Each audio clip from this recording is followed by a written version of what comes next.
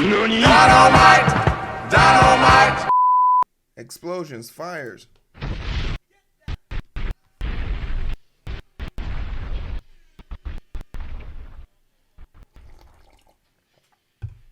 Yeah. Yeah. Yeah. Hey, what's going on, everybody? My name is Hero, and I want to talk about something for the love of everything that's good. Tim Apple. I know your name is Tim Cook. Please stop the bleeding with my stock options. Say something. Say the Apple Pro Vision 2 is coming out. Launch a new phone. Say something nice about a new i. Do anything to stop this bleeding, sir. Because the Justice Department is coming for that ass. You feel me? And they gonna spank you. The Justice Department is coming for Apple, and it goes without saying that, Apple has been running amok lately, and by comparisons of the other big tech companies, Apple's clearly struggling amongst them, as their Apple Vision Pro bombed. Most people just bought it with their refund checks and then returned it before the 90-day return policy. And they took a couple of L's out in the EU. Epic, Spotify are now getting their just dues on that platform and other places. And when it rains, it pours. And America's justice system and the Justice Department is coming. Humming, you feel me? Justice Department sues Apple, alleging it illegally monopolized the smartphone market. This isn't the first, nor will it be the last time Apple is probably going to suffer some consequences like this. I'm very interested to know, if this is going to something that plays out over the long stream time. But if we could just take a second. To talk about how we got here, right? So one of the things we talk about a lot, with at least the first dent, is how reliable Apple's security is as far as their phone is concerned. And the primary argument that they're going to make is that Apple needs to have this level of exclusivity to maintain the security on their phone. And it goes without saying, Apple's phone is super secure. There are backdoor options here. There are times that Apple has older phones have been backdoored by the systems, but for all intents and purposes, Apple has successfully sued the government, and this is where it kind of spans from, in the past, for hacking their equipment. Basically, without a warrant, Apple was taking over private citizens' property and maneuvering it, or force mandating it. And it was one of the rare occasions where, what would happen if you created something that the government wanted access to and you said no? And they created a way to do it without your permission. Does the government have that right? And a bunch of lawsuits later, turns out the government didn't, and they were able to sue the government in perpetuity for those actions. I don't know how those were handled or settled, but this has been a long time coming, where Apple is gonna kind of take a few lumps for usurping the government when they want to make, because America's gonna America. You feel me? You be damned if you don't get these freedom fries. You feel me? If this plays an ad, we're not gonna watch it. States and the District of Columbia My bad. sued Apple in the U.S. District Court for the District of New Jersey for violating Section 2 of the Sherman Antitrust Act. Over the last 2 decades, Apple has become one of the most valuable public companies in the world. But as our complaint alleges, Apple has maintained monopoly power in the smartphone market not simply by staying ahead of the competition on the merits, but by violating federal antitrust law.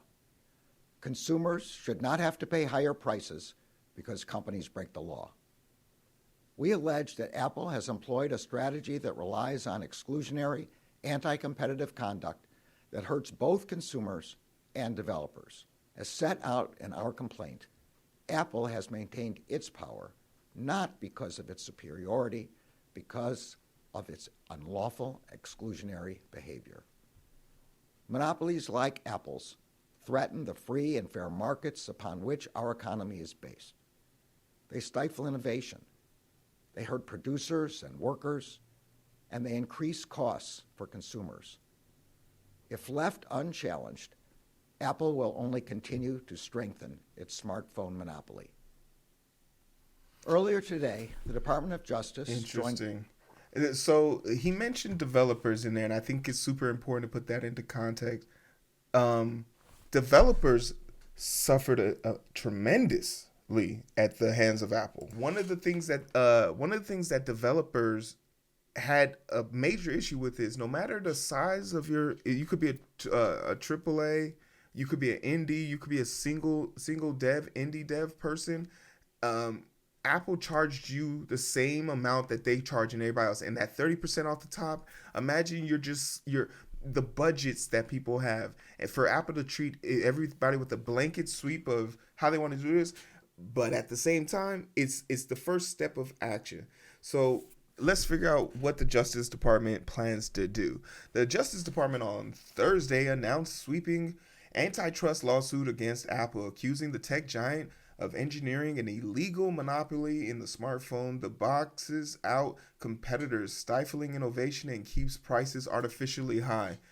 The lawsuit, filed in federal court in New Jersey, alleged that Apple has monopoly power in the smartphone market, the leverage control over the iPhone to engage in a broad, sustained, and illegal course of conduct. Apple has locked its consumers into the iPhone while locking the competitors out of the market, said Deputy Attorney General Lisa Monaco, stalling the advancements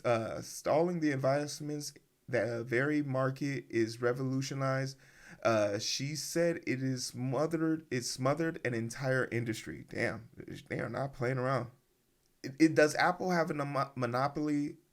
Like, if they said Apple has a monopoly over something other than their marketplace, I would tend to agree. But to say like they have a monopoly based on what? Like just the marketplace, because no one else can function within their marketplace. But then the situation stands to reason. If I downloaded an app off of my web browser, should Apple be responsible for what that app does?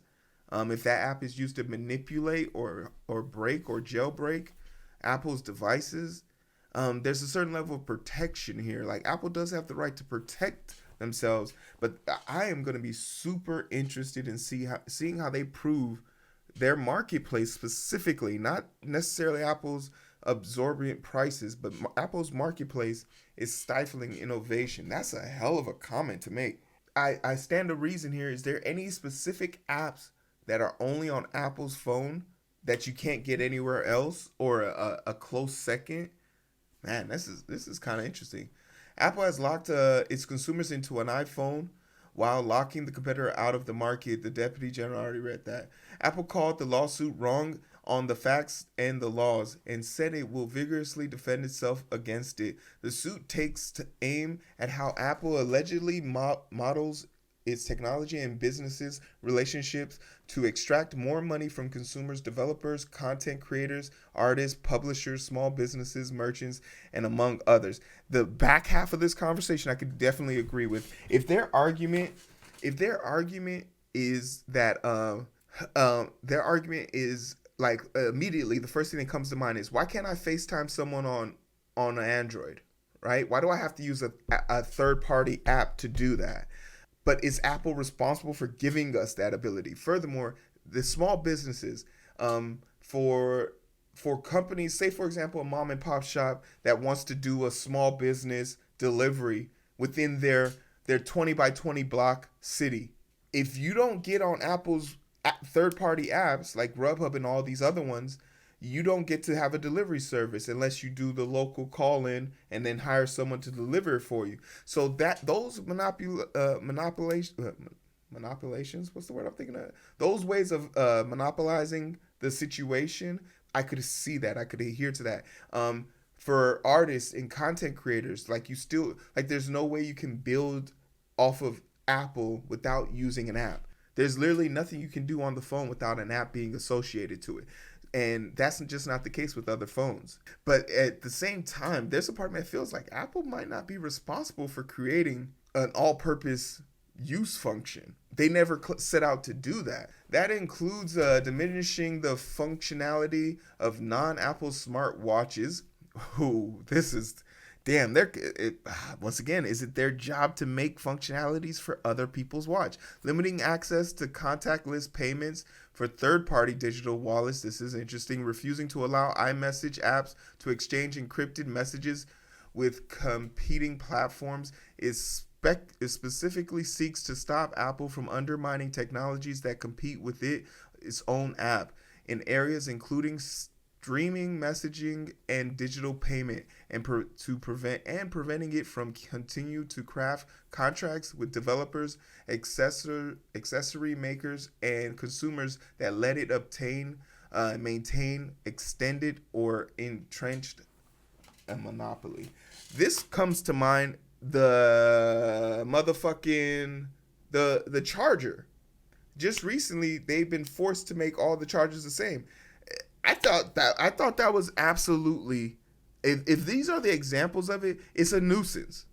Apple has no reason to have a less productive, less functional, less useful charging device on their phones, but have the better version on their iPads and laptops and CPUs. The chargers come to mind immediately. That was an inconvenience. Always having to find multiple different chargers, and now we have all same chargers. And Apple and I think this is where the monopoly question comes to mind.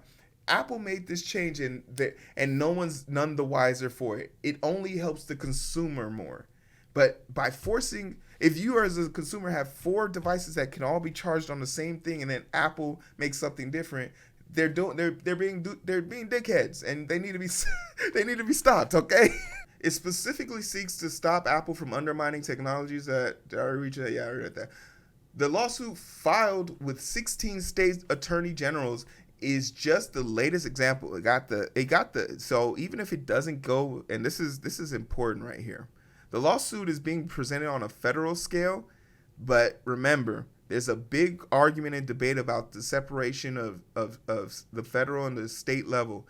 And if we can get 16 states to entrench this in their laws and their court systems, Apple might not have a choice. So the fact that they're coming on this on a federal and a state level, if the federal fails, you can definitely look for a state response. It's just the latest example of aggressive antitrust enforcement by an administration by administration that has also taken on Google, Amazon, and tech giants with the stated aim of making a digital universe more fair, innovative, and competitive. I don't know how successful was the government when it came to dealing with the Amazon and Google antitrust things. Was the government successful, or did they settle those things? It's a big deal to go up and punch someone who is acting like a bully and pretend not to be the bully, she said. Damn. President Joe Biden has called the Justice Department and Federal Trade Commission to vigorously enforce antitrust statutes while it stepped up policing of the corporate manager and questionable business practices has met resistance from some business leaders accusing the Democratic administration of overreach. It's been lauded by others as long overdue. The lawsuit complains that Apple charges as much as $1,599 for an iPhone, and that the high margin it earns on each is more than double what others in the industry get. And see, this right here is a horrible argument. I think the Apple iPhone in itself has a projection of status. You can't tell me. I'm going to say this right now. If you're a guy wanting to talk to a girl and you text her and your text bubble is green, she's not keeping you. She's deleting you, bro. You're done for. Delete my number, bro. Ew. Green bubbles give me the ick. That's the type of shit you're going to get. So it's kind of ridiculous for them to pose this argument. This argument will not hold up because there's an inherent belief that Apple's iPhone comes with a certain level of status and class. I think Kanye West said it back when the iPhone 3 was out or something, the iPhone 5.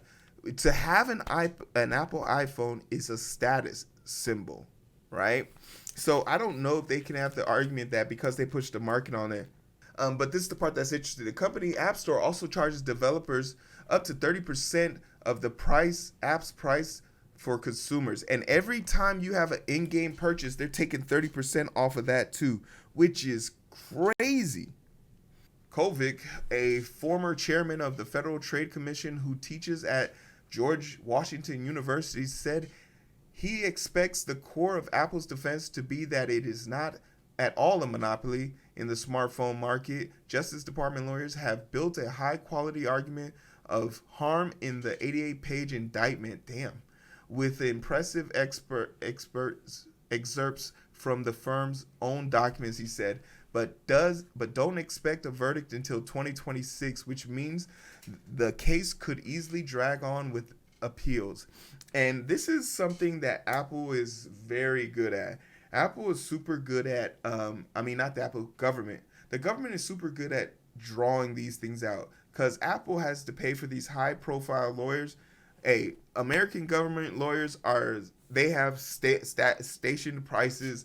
Like, Apple's going to have to continue to defend itself. This might be settled in a situation where Apple admits no wrongdoing but gets a penalty and has to make some concessions and changes.